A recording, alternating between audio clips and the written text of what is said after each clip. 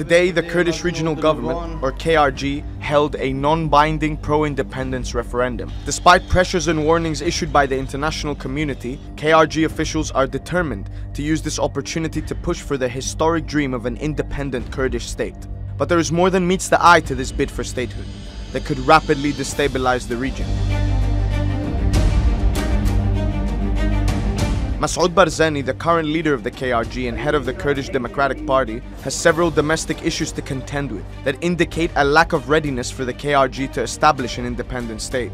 First off, Barzani himself has been in power since 2005 and has extended his second term, which should have ended in 2013, much to the ire of the Kurdish opposition parties such as the PUK, the Goran Movement and the Kurdistan Islamic Group. The political breach could intensify in the post-referendum period, as Barzani's Kurdistan Democratic Party does not control the entire KRG region, which is split amongst the support bases of rival political factions. The KRG also has severe financial problems since the collapse of oil prices globally. Thousands of Kurdish civil servants, including teachers, have not been paid their full salaries in years, and the regional government is close to 20 billion in debt. In terms of legal processes, the KRG does not have a constitution that would be essential for the foundation of a state, and the insurance of civic rights and liberties, particularly of non-Kurdish minorities living in northern Iraq.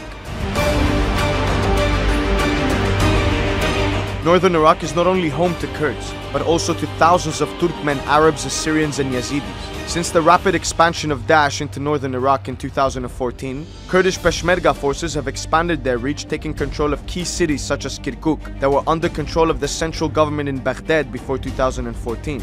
According to Human Rights Watch, Arabs and Turkmen living in Kirkuk have been forcibly displaced, denied jobs and barred from buying land by Kurdish forces. Despite Kirkuk being a red line for Baghdad, the Kurdish officials see it as a strategic opportunity to control an oil-rich city and ease the region's financial woes. The issue of disputed land and non-Kurdish ethnic groups is not only restricted to Kirkuk, but is also relevant to areas such as Salah ad-Din, North Nainawa and Diyala, all cities that were not under Kurdish control before the appearance of Daesh.